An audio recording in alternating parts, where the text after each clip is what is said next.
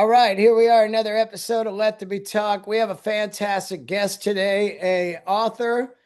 Peter Ames Carlin is here today. Any relationship to George Carlin?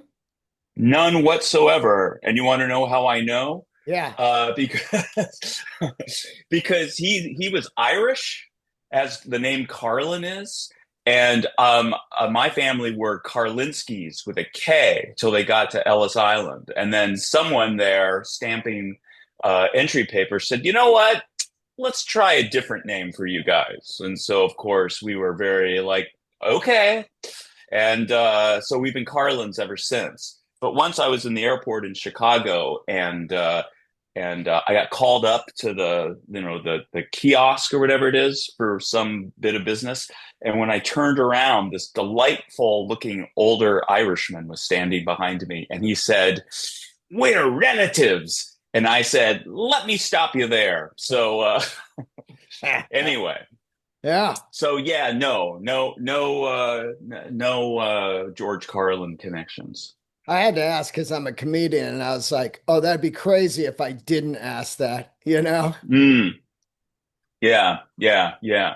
I um I think I had a back and forth on email once with Kelly Carlin, who's George's daughter, I believe. Right. And I can't remember exactly what prompted it, but maybe there was some confusion. And anyway, but she seemed delightful. Where you at? I am in Seattle, Washington. Oh, yeah. Yeah. How long you been living there?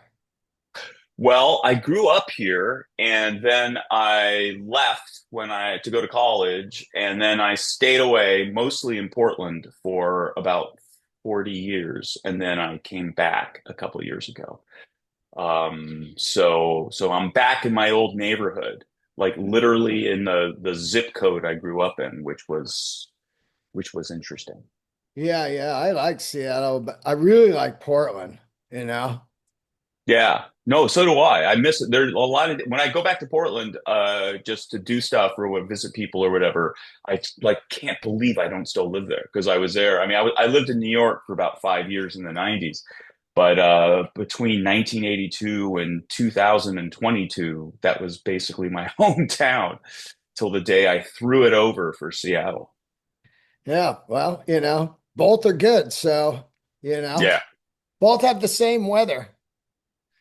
Portland is hotter, actually. It's a Okay. good, especially like this time of year, it's a good 7 to 10 degrees hotter down there because we're right on, we have salt water here with Puget Sound. So we get that kind of marine air situation that cools us down. Yeah, But, yeah. Seattle people still complain bitterly when it gets above 75. But, Oh, I was there a couple years ago, total fluke, doing is it the Paramount Theater? hmm And it was 100 degrees that day. Total weird. Like it felt like burning up when you're in Seattle. Yeah, yeah, right. Exactly. I was that during the remember when there was that heat bubble or something that came over the Northwest like two, I, 3 years ago, three I or 4 think years ago? I think that's what it was, man. It was just like a run of 100. Well, it was like 118 in Portland. It was like Phoenix. And and I was laying as low as I could, but every so often I'd have to walk the dog. And I took him out one eve, like I think it was in the morning or something, and his paws hit the sidewalk, and he just looked up over his shoulder at me like, seriously? Oh, Like, let's just go back home. And oh so yeah. we did. Yeah. So, author, you've wrote some rock and roll books. And you have a new, when is this out yet or is it coming out? August 5th. August 5th. It's called Tonight in Jungleland, Making a Born to Run. And of course, the greatest Bruce record of all time and the most iconic just run of songs that is so bizarre to me when you look at this, the track listing, it's just masterpiece. And people hmm throw that around a lot, but it really is a masterpiece.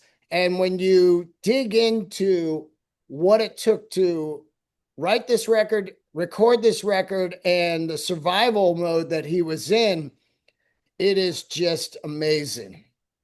Yeah. Well, I mean, it was the moment where he really had to take a stand and figure out, who he was and what he wanted to do as an artist. He had been, he'd made two records before that, Greetings from Asbury Park and Wild the Innocent and the East Street Shuffle. And they were really good records, but they didn't get the kind of audience that he needed to get for to satisfy his record company. I mean, they both sold somewhere in the neighborhood of about 20,000 copies. And and in the early 70s, when even cult bands would sell in the six figures, it was just an extraordinary failure in some ways, at least in commercial terms. And his record company, the guy, and also it didn't help that the guy that signed him to Columbia was Clive Davis and was a big fan, had left the company. And so there were new people running the company who were not fans, and a guy that was running the A&R department who was who had signed Billy Joel. And so when it came to his Northeast based out, non-New Yorker, blue collar singer songwriter types, he kind of knew which horse he wanted to climb, he wanted to ride, which was Billy Joel, and did not see the potential for Bruce, which was, in 1974 was a legit way to feel, because he was making fairly non-commercial records at that point. And so when the time came for Bruce to start making his third record, the feedback from the record company was, well, why don't you try to make a single first? And if that works, if that sounds like you could get on the radio, we'll give you the rest of the money that you need to make your third record. And so he went into that project knowing, and fearing that it could be the last thing he ever did. And so, it was all on the line, and he had everything to prove. And the odds were not with him at that point. So, but that's a point at which Bruce is particularly effective, as it turns out. Well, when you think about it, Greetings and Innocent, it's really kind of like Clive. That's the type of record he liked Bruce to make, kind of a rambling, jazzy Dylan-esque type of record. He was getting all of that, the new Dylan and all that. And, Dylan didn't really sit down and write hits. Some became, of course, hits, but they were just, folky singer-songwriter records. And it's so interesting to think about how radical the sound and the songwriting change is, even from the single of Born to Run, which they record for eons of time and then leak to the radio. It had to be even more kind of shocking to the audience, like, wow, this, because Born to Run has muscle. And Mm-hmm. and it's kind of similar in the first two records of storytelling, but it's really a radical change, actually.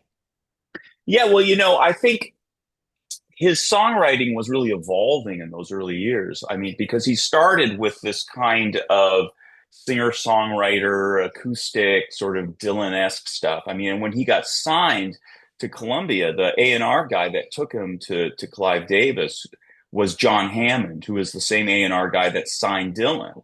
And he signed, he signed all kinds of incredible artists. I mean, I think he uh, and Benny Goodman, and and over and over and over again. And then he brought in Springsteen, and because he heard the parallels to Bob Dylan, who he had signed like 10, 12 years earlier. But Hammond had never been a fan. It was not a huge fan for Dylan's electric stuff. He really liked that very pure sort of folky sound. And so when Springsteen came in and was auditioning with a bunch of singer-songwriter tunes that he was playing on the acoustic guitar, Hammond was like, fantastic, like this is what we're after. But he didn't know that Bruce had spent all these years in New Jersey playing in bar bands, and that he was a fantastic band leader and electric guitar player as well. And so it was a struggle for Bruce to get them to even allow him to use a band on the first album. And the second album was even more band centric. All the songs basically were band songs. except for maybe one. But that, but then, and Hammond wasn't a fan of that. But the other people in the record company, Clive Davis on down, his supporters really dug the electric stuff. And he began to lean more into that, especially getting into Born to Run. And that was when I think it became apparent that what he really needed to do was figure out how to write a song that was going to be, you know, sort of akin to Dylan's Like a Rolling Stone, where it is everything that he could bring to a song. It contained all his artistry, but within the context of a song that was going to work on the radio. And so, I don't know that Dylan set out specifically to write a hit single when he wrote Like a Rolling Stone, Of course. but yeah, but even so, that's like a 5.5 minute single. I mean, which was unheard of in 1965. But and in the same way, I think Bruce wanted to make a song that was gonna be accessible, but was still gonna be very much a product of his own vision and voice and artistry. So that was, and so the trick was how do you continue to speak in your own voice and express what say what you want to say, and really stretch, allow your artistry to grow and evolve, in a way that like mainstream radio listeners and record buyers are going to be able to grasp. And it took some doing, but the whole process of writing and recording the Born to Run songs was figuring out how to do that exactly. Yeah. I mean, also, if you think about early Bruce, that Steel Driver band, I mean, he's coming from a rock and roll guitar type of God dude. And then, of course, he slips into the singer-songwriter, era. But I think that he had that itch going because the live shows were always so fierce compared to the first two records. And another thing, I played music for 25 years, and I've said this over and over. When you switch drummers, it can completely switch the vibe of the band or the recordings. And once Mad Dog's out, who's more of kind of a jazz type of drummer, you've got a whole different thing there also. Yeah. Well, Vinny was, he was a good rock and roll player, but in a lot of ways, the most influential member of that early band was David Sanchez, the keyboard player, Yeah. and he was, a classically trained player who was conversant with jazz, classical music, rock and roll, and he pushed, or didn't push, but his influence sort of pulled Bruce in a more jazzy direction. And you can hear it like in Kitty's Back on The Wild and the Innocent, which is this, and everyone gets solos. And in that time, that version of the band, Bruce was deeply into like letting everybody soloing and having their turn in the spotlight and having the songs stretch out. There's a great recording from, I think, early 1974 where they're playing in a club in Nashville called Mothers.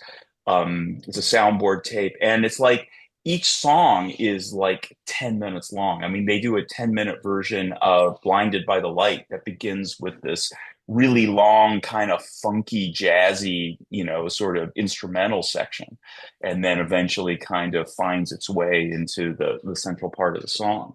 Oh yeah, But I they love. all played like that. And then Yeah. when, Vinny was a great player, but he would push the band. They would play faster and faster, and he was getting wilder and wilder. And Sanchez was doing his kind of weird jazzy digression stuff, and Bruce was super into that stuff. And when Vinny Mad Dog left the band or was invited to leave, there were some other personnel problems. Then they got Matt Swinberg, who's a much more of a traditional straight ahead player. And then Sanchez left to start his own sort of jazz fusion band. And he was replaced by Roy Bittan, who is also intensely trained and can play jazz really well, but was much more comfortable just playing this kind of straight ahead rock and roll stuff that Bruce was after at that point. Yeah, I love the early stuff. I mean, there's a bootleg called Trust Your Car with the Man with the Star that's Hmm. done in New York. And it's a lot like the bootleg you're describing, man, where it's just totally, it's like it's almost kind of Steely Dan-esque, Mhm. fusion, rock, jazz, and it's fantastic. But yeah, once you get into the Born to Run lineup and they start touring really hardcore, and Clarence, of course, it's a whole different animal. Yeah. Yeah. Well, Claire's, I mean, he could improv as well. I mean, he could solo and really play. But in the early days, I think part of the problem that Columbia had trying to sell this guy was that, even when they played like these fantastic shows, um, it was like, what kind of band is this? Because on the one hand, you have this Dylan-esque singer-songwriter, but he's fronting this what's essentially kind of like a jazz rock fusion band that's playing as fast as like the Ramones. So it's like, is it punk? Is it, I mean, punk barely existed at the time, but was it, is this jazz? Is this rock and roll? Is this folk music? Is this like wild, like gnarly rock and roll? It's like it's somehow it's all of those things.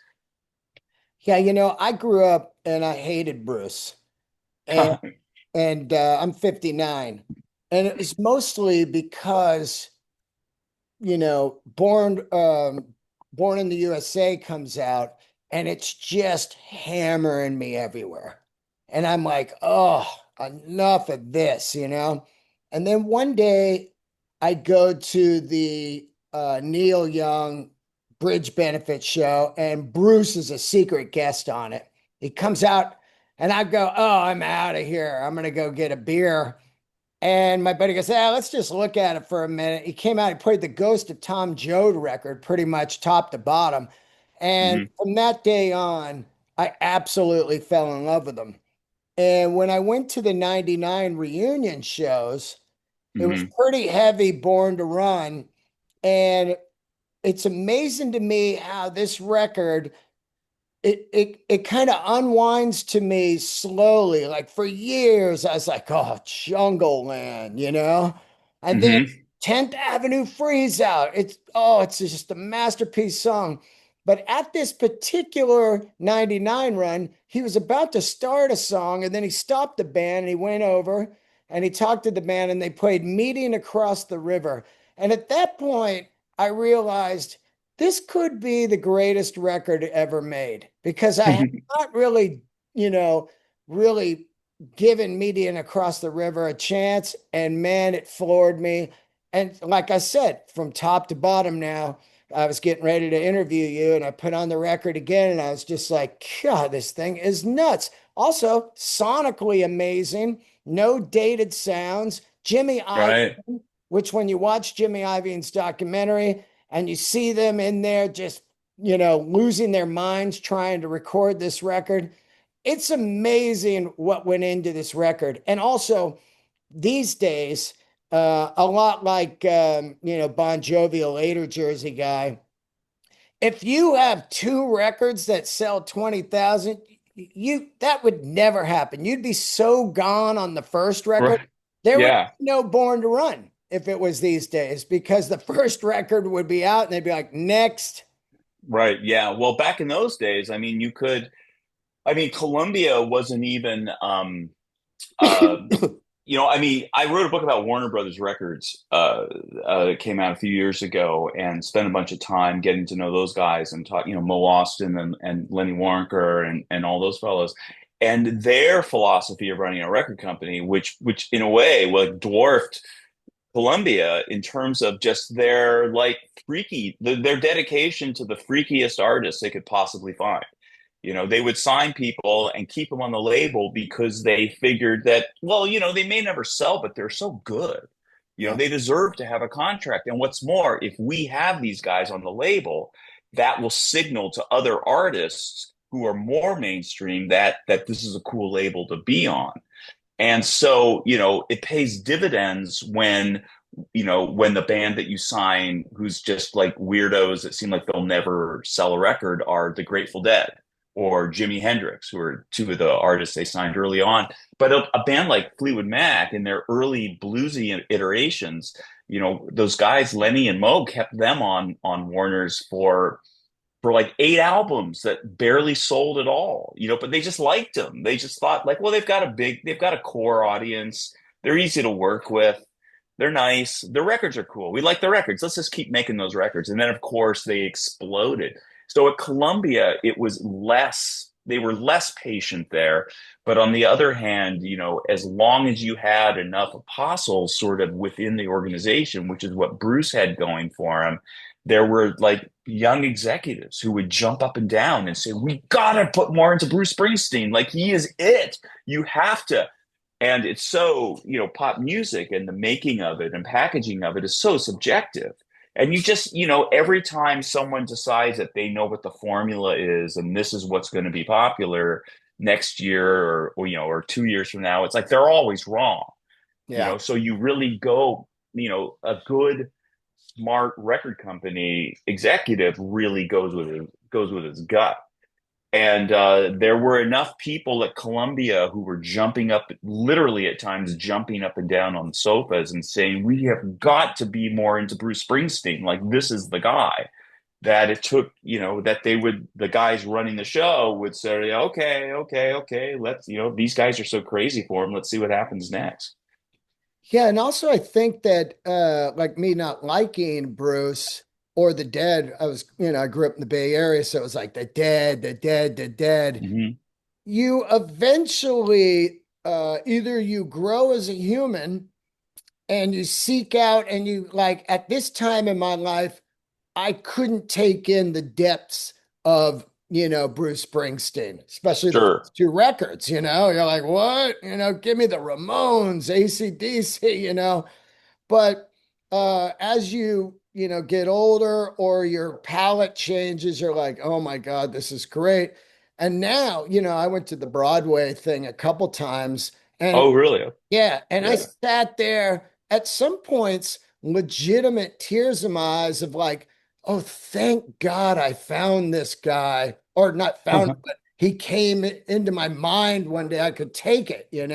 Right. And Yeah. oh my God, it's just that's the genius of when you have somebody with they're not a bean counter, they're a real fan at working at the label, and they see Hmm. something, and eventually other people see it and hear it.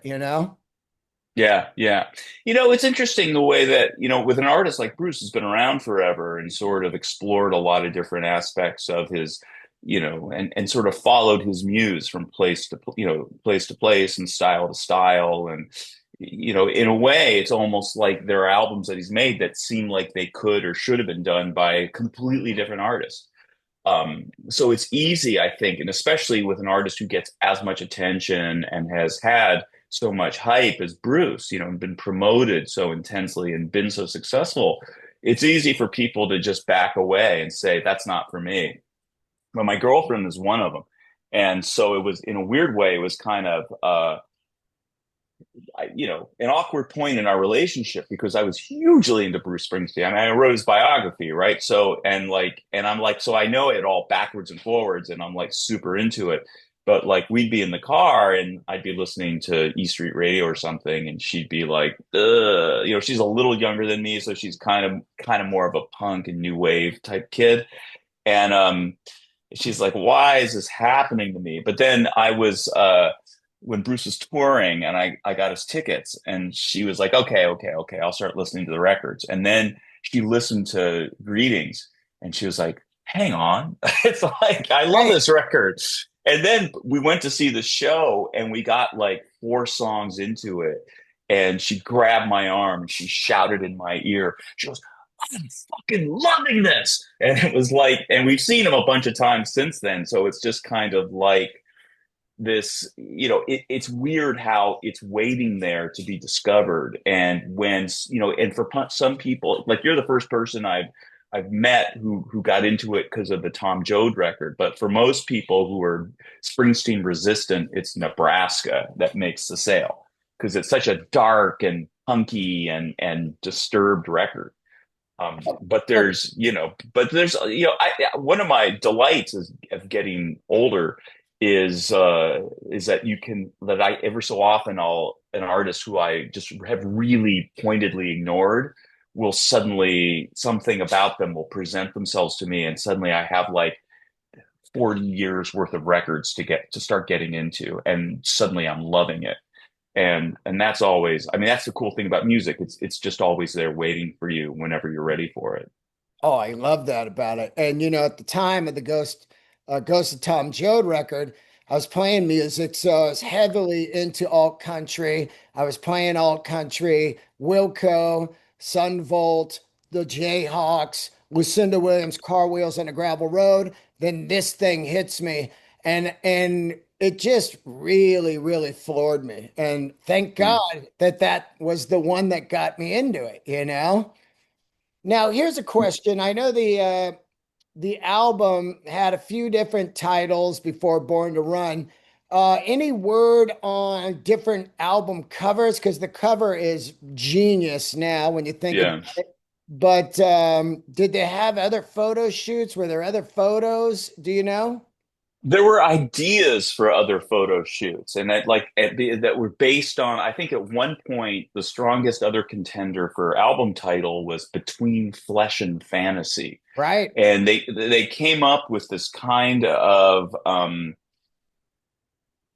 cockamamie notion of two photos, and one would be the flesh would be Bruce on the street in New York, standing there in his leather jacket, and fantasy would be him sitting at night in the miniature the putt putt golf course on the Asbury Park boardwalk Oh yeah. with the moon above him and Clarence Clemens kind of lurking in the shadows. It was like, okay, like that's a lot. That's like complicated as hell. But and what the Born to Run cover isn't is complicated. Yeah. It's those two guys, the black and white image, that sort of stark black and white contrast, and then the contrast between Bruce as a white guy in a black leather jacket and a white t-shirt, leaning on the shoulder of his, African American sax player who is wearing a white shirt and blasting a note on his horn, and Bruce is leaning on him and just smiling and so lovingly into his ear, watching him go. And that became this overwhelmingly like simple and yet powerful image that implies so much about you know what Bruce and the band were about, and about the significance of his relationship with Clarence, who was at that point at least, symbolizing all the other musicians in the band. And also it had something to say about racial equality, and Of course. about yeah, and about um diversity, and the importance of that kind of fellowship. Yeah, and also it is, I'm not sure who shot that, but it is one of the most, Eric, I can tell you, Eric Miola, great photographer. well, it's one of the most, copied album covers of all time, like Hmm. spin-offs Hmm. and people, paying homage to it and everything. But it is a beautiful black and white photo on top of it all. I wonder if they ever did any color shots of that. No, the idea from the start was to shoot black and white. Right. Because Eric, because he talked, I think he had listened to some of the music, and he was familiar with Bruce's other stuff. And I think he spoke on the phone with Bruce a couple times to talk about what they were going to try to do. And when he began, I think what he picked up on was this black and white thing, that the sort of contrast and the sort of the unity of those colors, and so the unity they were trying to symbolize in posing together. And so I think when he figured that out, it was like, I think it was easy for him to conclude, oh, we're going to shoot black and white. And Bruce loved that idea because he could sort of sense you know, how strong an image it was going to be if it was just if it wasn't color. And it pops. I mean, Oh, as you said, I mean, it's an extraordinary thing. And like anything, when you if you can take a complicated idea and turn it into a simple a very simple image, or and express it simply, that's the most powerful thing. And obviously, as you said, it's been so it's been copied, it's been alluded to. There's like a Muppets album or something where they're Yeah. lean it's that kind of thing. And remember when Bruce and the band played the Super Bowl in 2009, I guess it was, and they started their performance, and it's him and Clarence standing back to back together, and Clarence has a saxophone and Bruce is holding up his Telecaster, and they're essentially evoking that cover. And that was the way they started it. They knew, you need to start that thing with a bang, and that was an enormous bang. Yeah, and me being a leather jacket freak, he's wearing the shot jacket. And then of Hmm. course I'm a Telecaster freak. He's got the 52 Telly. It's the ultimate Bruce look right there because just a few years later, he's full kind of 80s Bruce with the sharkskin suit or whatever. It's totally different guy. But that right there to me, anytime I see it or footage from that era, I stare at it for a long time because everything about it's great. The songs, the look of the band, the way the band is playing, they're so fierce. They're doing these 3 hour shows. Hmm. It's so iconic. And I look at that photo and I just think, oh, I know what that is. Yeah, yeah. Well, I mean, and also it's easy to overlook how radical it was in a way, or unexpected, that a contemporary young rock musician in 1975 was going to be posing wearing an Elvis Presley fan button, Yeah. which was, by 1975, Elvis was kind of like about as unhip as a rock and roll performer could be, because, those were the days when the wheel spun a little faster. And so the idea of listening to 20-year-old singles was just like, it wasn't happening. It certainly wasn't on the radio. Whereas now, if you listen to a song from 2005, it kind of sounds a little like it could have been recorded yesterday. Yeah. But Yeah. in those days, it was like, or you see you could wear, but it was a very, very different world in the mid 70s. And Elvis was a very different person than he was in the mid 50s, when he was young and sleek and kind of shark-like, in his beautiful young era. And then by the mid 70s, he's kind of like peanut butter and, deep fried peanut butter and banana sandwich Elvis. He wasn't looking too sharp. No. But so paying homage to Elvis was like, hang on. And that's what the music does too. I mean, they're evoking, and they're taking up the sort of standards of those original rock and roll guys, the archetypical rockers. There's that one, She's the One has got that Bo Diddley beat. Yeah. There's so many musical allusions to Elvis and to Chuck Berry and to early R&B musicians. And going back to those icons from decades earlier, and saying like, this is hip and this is cool, and this stuff is as relevant to now as Dylan is, and as anything happening today is. And we're going to prove it to you by taking these kinds of structures, but investing in them way more complicated literary style lyrics that Bruce can write, and make, say something really, really complicated and serious in the context of these rock and roll songs. And it was kind of, it was innovative and radical in a way. Oh God, yeah. Yeah, because I'm not into 50s rock. I love Motown, but I don't like 50s rock. And thank God that he ingested that and completely turned it into his own thing. You can Hmm. hear the flavors, but it's definitely full on Bruce. Yeah. Well, I mean, the 50s stuff, it's like you go back and you think of it, and it's like, you can, maybe it's too easy to remember the kind of pop idol type guys who seemed like completely mediated by the corporate world and packaged and dopey.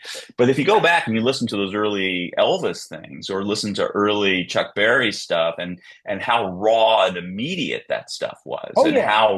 how intensely radical it was. It's like, I mean, it's like and it took me a long time to really, have the patience to dig through that and find the stuff that resonated with me.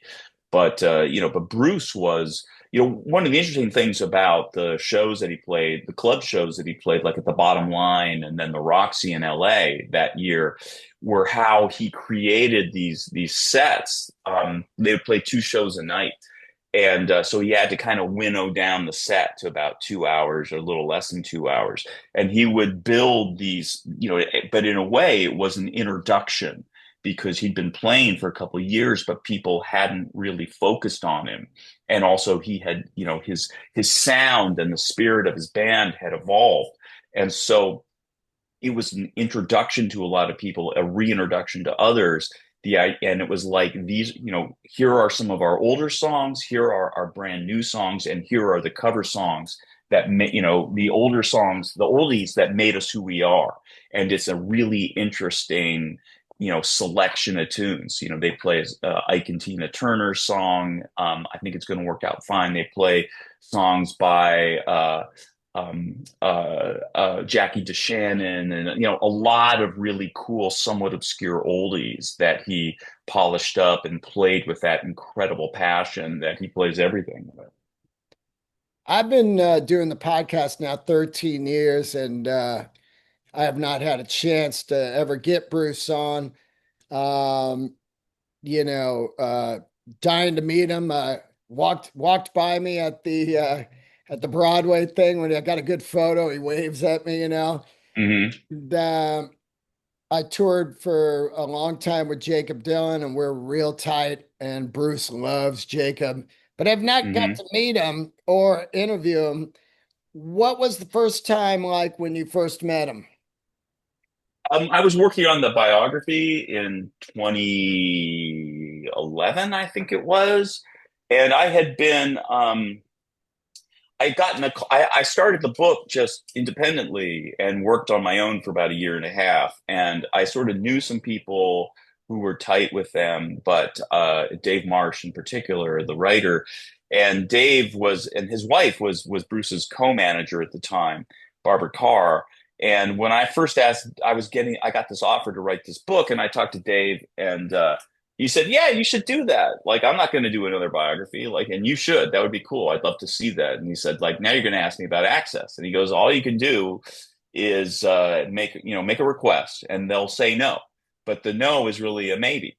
And if you need it tomorrow, it's no. But if you can wait, it's maybe. So go ahead and write the book you want to write. And at the end of the day, they'll either talk to you or they won't. And either way, you'll still have the book that you wanted to write." So I thought, well, that's cool. So I started my process, and when I got to know people and interview a bunch of folks, and I guess they've been paying attention. And after a year and a half, my phone rang one day, and it was John Landau, who's Bruce's manager, and he was like, "So, we might be ready to cooperate." And I happened to be going to New York a few days later, and so I met up with him, and we had a drink. And he was like, "Okay, I think we can, yeah, I think I can help you out here." And so then John was very on board, and he began to connect me with people. And he was talking to Bruce, and it was unclear for like 9, 10 months whether Bruce really was going to talk. But then as I got closer and closer and we're talking to members of his family, I think at that point, Bruce realized that he couldn't really say no anymore. So we met, and he's really good at being Bruce, and kind of anticipating what the whoever he's meeting is what they need from him in that moment. Someone told me once before I met him, and I was like, "Well, what's he like?" And this guy thought about it for a second. He goes, "He's exactly who you think he is." So it's like, Because and that's who and he's that's going to be for you, right? pardon. Because that's who he's going to be for what you need. Well, in a sense, yeah. So like when he met with me, and part of the challenge, if you're me, and I've been a fan since I was 15, was to take that fanboy guy and lock him up. Like you can't come here now. You got to go away. And then, and I got to be there as a professional and as a writer and a journalist and as somebody, who's got a certain level of sensitivity to his story and his experience and his challenges and stuff. And meeting him on that level and having invested a lot of time and thought into his work, I think that's gratifying to him. And he shows up and he knows what he wants to achieve. And he really invests himself in that moment, and so when my experience of talking to him, and I've interviewed him, I don't know, a lot of times over the last 12 or 13 years, um, has been very, I mean, he's one of these guys who makes it really easy to do an interview with him because he's committed to the idea of being interviewed. And he comes with a story and he listens to what you say, listens to your questions and he finds his way through them and he and so you have to play a little three-dimensional chess because he kind of anticipates when you ask a question, he's already sensing where you want to take where it's going to go next Of course. and whether he wants to go there. So he is a little bit maneuvering and you're a little bit maneuvering and it's just like this kind of it's an interesting battle of wits, even though it's a very friendly battle of wits. And he's very charming and smart and fun to talk to. Oh yeah, yeah. Because I can imagine, I've interviewed over 850 people on this show, and some of Hmm. the biggest. And there's definitely questions you want to ask, and not for a clickbait type of stuff, but to get maybe the real story on it. But they Hmm. could be prickly. So I Yeah. just find that when you're talking to somebody like that, you need to talk to them for a good 30, 40 minutes, and then they start to let the guard down if they like you. Hmm. Then Yeah. they'll bring up stuff, that Right. the publicist maybe said, do not ask about this, Right. Yeah. Well, I think, the first book I wrote or the first biography that I wrote was about Brian Wilson. And so I got to know Brian pretty well. I mean, I'd written some magazine articles about him, and I remember, and he was another one of my early idols from when I was like 13 years old. And so and it was the first time I had ever really like sat down and tried to interview someone who had been like an idol of mine when I was young and whose work mattered that much to me. But Brian was really, really rough to talk to because he was, he's quirky or was quirky and he didn't always like to open up. And sometimes if you could get him in the right mood at the right time and project the right energy to him, he could be a great interview, like delightful and fun and funny and smart and insightful in his way. But if you catch him on the wrong day, which might be the day after you had the great interview with him, he'll be monosyllabic and stiff and very, very eager to not be talking to you. Whereas with Bruce, when Bruce says, okay, we can do this interview, and you sit down with him, he's there, he's going to perform. He's going to, in the same way that when he shows up to play a show, like you will be, he will play. It's not going to be, there's going to be nothing half-hearted about it. It's funny. One time I went to Van Morrison Dillon in San Oh Jose, yeah. and I sit down and I'm in the Bob Dylan, guest seats. Like if you get tickets from the artist, you're always sitting Hmm. in a row with other people. And so I sit down and this guy sits next to me and this woman, and I'm not really looking at all. And the guy's got his hat down way low and he's right next to me. And as I look over about the fourth song of Van Morrison said, I go, oh my God, that's fucking Bruce Springsteen and his mom. His Oh, mom. cool. And, Yeah, and his mom was terrific, but go yeah, ahead. and they're right next to me. And I go, this is insane. And so he's cruising the whole show. And at some point, some idiot turns around when Dylan's on and sees it's him. And it's like, oh, Bruce, oh, hey, oh. And then he had to get out of the seats. But it was wild to see him and his mom at the San Jose Sharks arena right next to me. And I was just like, wow, that's so cool, that him and his mom went out to a concert. Sure. Well, she Yeah, was a party hardy of course. Of lady. I course. mean, she was a great dancer. She was, those poles of, Bruce. There's Bruce, who's very serious and dark and internal. And that's his dad's side. And then there's Bruce, who's the party animal, and that's his mom's side. I mean, they were dancers, her and her sisters, and they were into their 90s. Yeah. All of them, they're very long lived and delightful and outgoing, and they loved music and they loved to dance. And so you see those films of Bruce dancing with his mom, and you can see she's got it going on Oh, even in yeah. her 80s.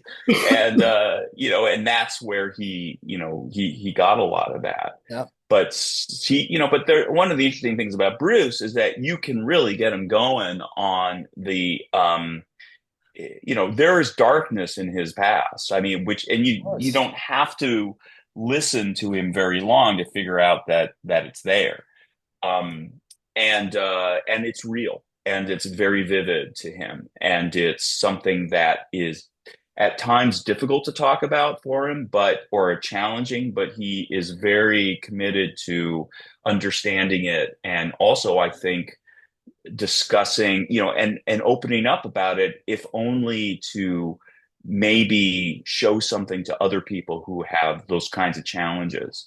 When I was writing his biography, we were chatting one night, and it kind of came out that he was taking antidepressants, which was something that hadn't been, he had talked about being in therapy, but he didn't talk about, taking medicine for it.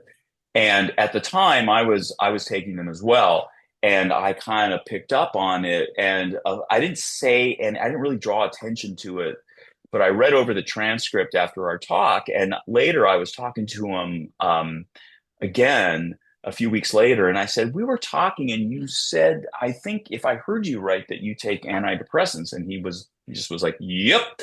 And I said, how would you feel about that being in the book? And he thought about it for a second. I said, the only reason I'm asking, I realize it's nobody's business. And if you don't want it there, that's perfectly fine with me. But it could be something that, I think it's difficult for a lot of people to acknowledge that that's a kind of thing that would be helpful to them. People like to believe, well, I can solve my own problems. But I think we both understand that it can be transformative. And he just nodded and just said, put it in. Yeah. And that was it. Yeah. So, and it was, and I did. And I think it was something that, I got a lot of really interesting feedback from that. And the idea that a guy like Bruce, who is like this strong, like hard, this rock and roll god, has also got this, knows how to ask for and accept help. And that kind of help in particular, I thought was really powerful. Yeah, he really came out about the depression he was battling, which was, not too long ago. And here you're thinking, Hmm. oh, Bruce, he's deep in his career. He's super rich. His kids are grown up and, he's had a great life. And whoa, all of a sudden he has this real dark period that he was battling. And even I tuned in on that, like, wow, man, and also you don't know where it's going to come from because you push it down so long. And then one Hmm. day it just brews way too heavy. Yeah. Well, he talks about that. I mean, we were talking about that. It might have even been that same conversation where you talk about like these feelings or these moods that come to you, as he put it, from deep in the well. Like this is stuff that's like hardwired. These come from some combination of brain chemistry and primal experiences and traumas that you've survived that still leave a mark on you. And so what do you do? I mean, those can fuck you up like for the rest of your life if you don't confront them and figure out a way to kind of, see what you can do to make your peace with them. And sometimes that means getting therapy. Sometimes it means, you know, stopping doing something that's bad for you. And sometimes it means like, realizing that this may be a chemical thing that has nothing to do necessarily with you per se. Like it was delivered to you through your DNA. Right. I haven't read your biography and I've never really heard, but of course, Bruce giant in the 80s and so was cocaine. Was he ever a drug guy? Nope. Hated. He wouldn't do that stuff. He didn't even drink till he was in his early 20s Wow. because his dad was bipolar and he experienced his dad being out of control of his moods and his behavior at times.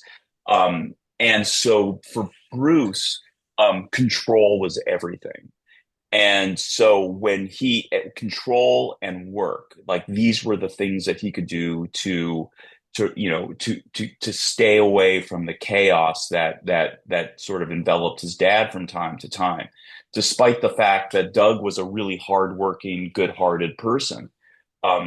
If you're mentally ill on that level and you don't get the treatment, you're not diagnosed and you're not treated, it gets crazy. And I think Bruce was so determined to avoid that, to steer away from the fate that kind of, that sort of visited his father, that he was like, okay, I'm just going to be on top of everything all the time.